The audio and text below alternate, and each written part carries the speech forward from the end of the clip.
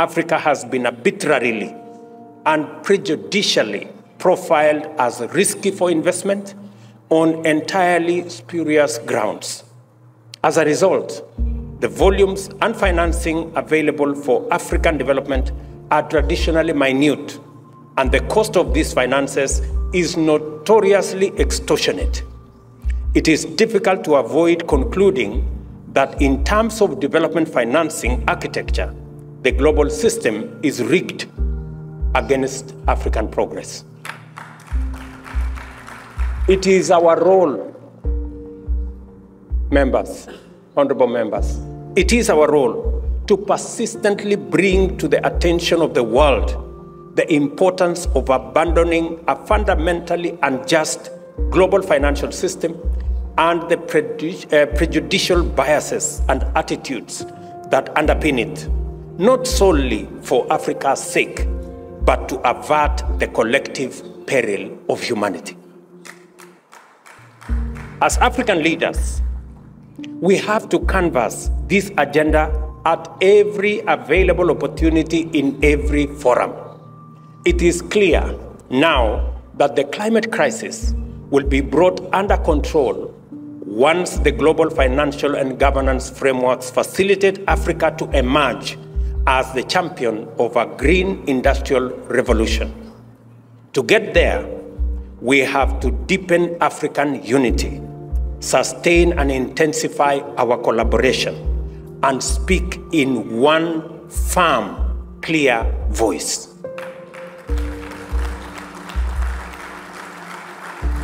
This is how we will deploy our natural resource base to unlock the promise of carbon trading mechanisms under Article 6 and to prevent the plunder of our continent's resources by others. The AU reform agenda should be our top priority for African leaders to thoroughly examine and facilitate the process to ensure that the roles of the Bureau, the Summit, committees, regional caucuses, the Secretariat, and commissions are appropriately streamlined, creating a continental governance body that is truly effective.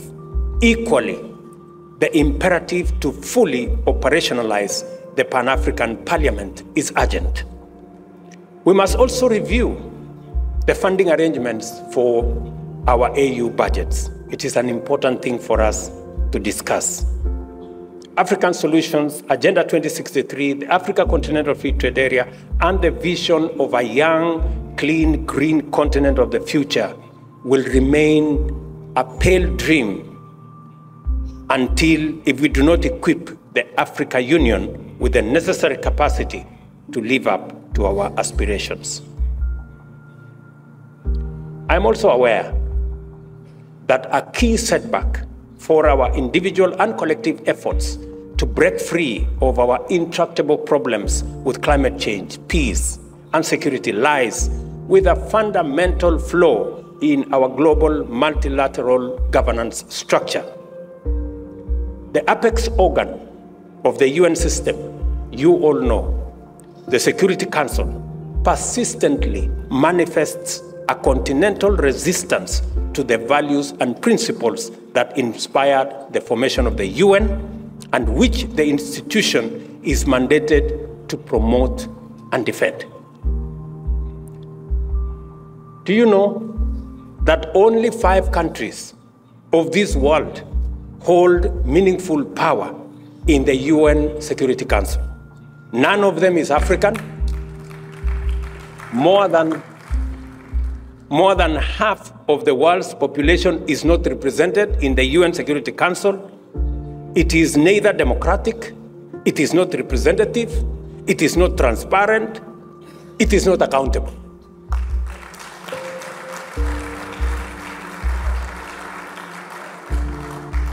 As a result, it is unable to effectively respond to the pressing peace and security needs of the parts of the world most affected by conflict and insecurity in our global south. Its attitude to conflicts is geographically determined and its intervention is likewise biased. In 2023, it should not be possible for the foremost institution of global governance to remain so egregiously exclusive and non-representative and claim to stand for any meaningful human no.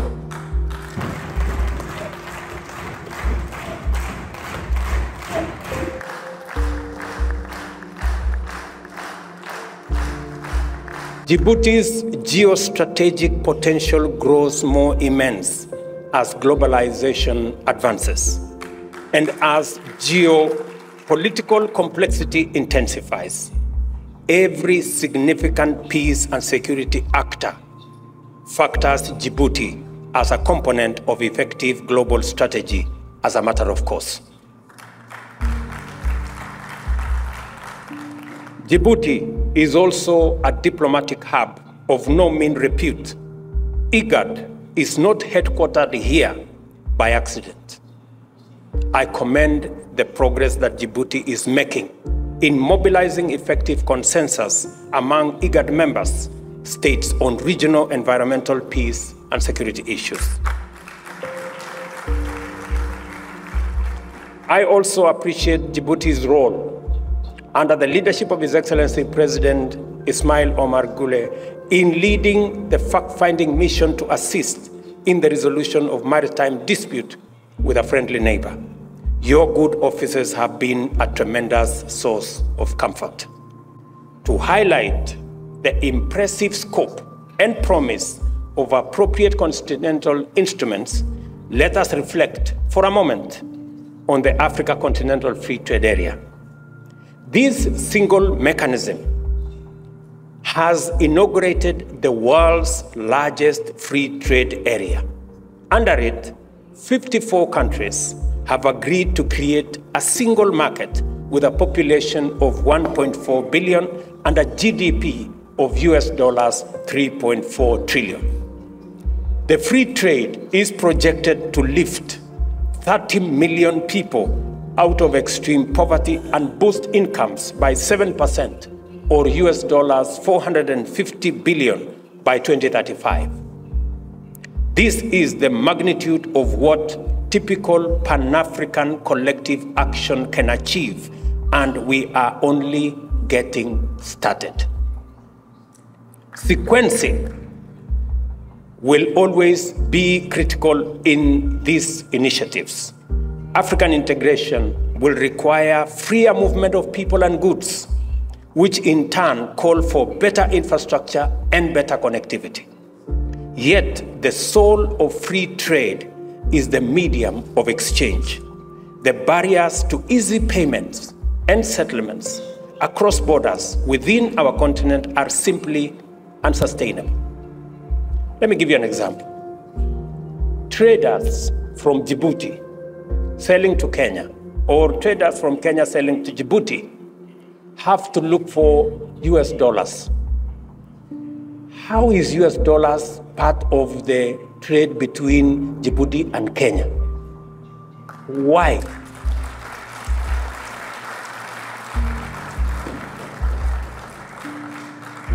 And we are saying that today, Afri-Exim Bank have given us a mechanism where traders in our continent can trade in their goods and services, and the Africa Exim Bank will settle payments in local currency.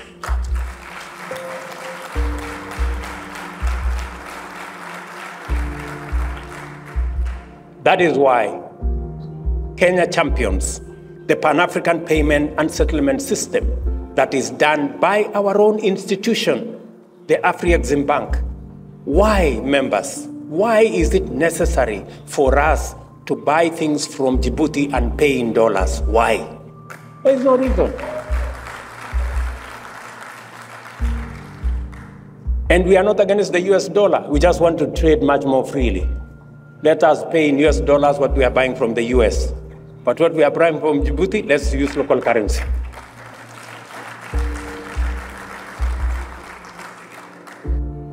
IGAD's ability to be consistent and effective in a context characterized by intensifying geostrategic complexity points us towards the quality of solidarity required for regional organizations like IGAD and multilateral institutions to meet the needs of our time. I am happy to state that Kenya and Djibouti remain united in their commitment to strengthen the critical regional mechanism like IGAD. I therefore take this opportunity to thank the government of Djibouti for its steady commitment and unwavering support for IGAD, especially as the organization's gracious host.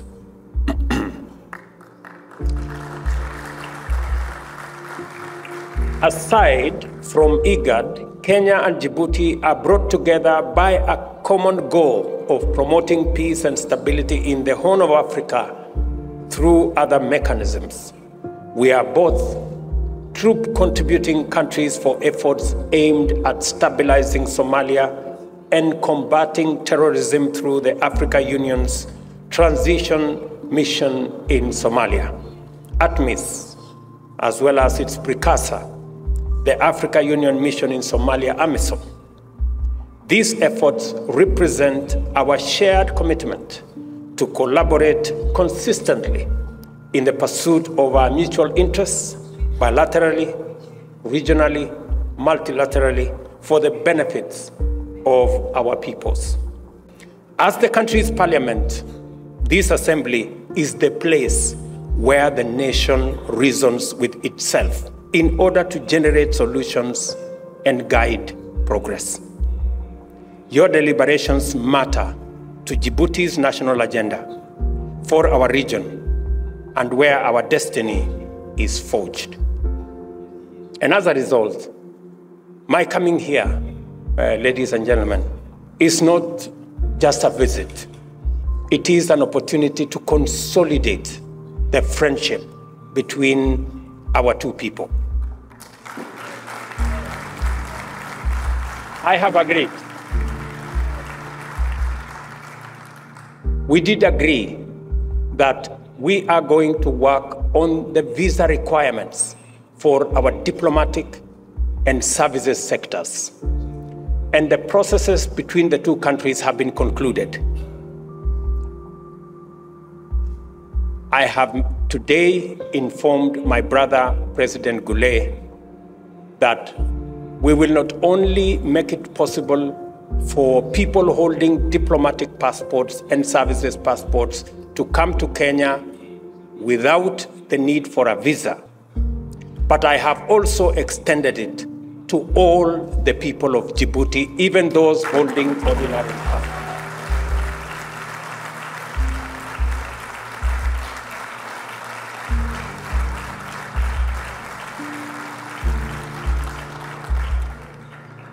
From today, it is now possible for you to travel to Nairobi and Kenya without the requirement of a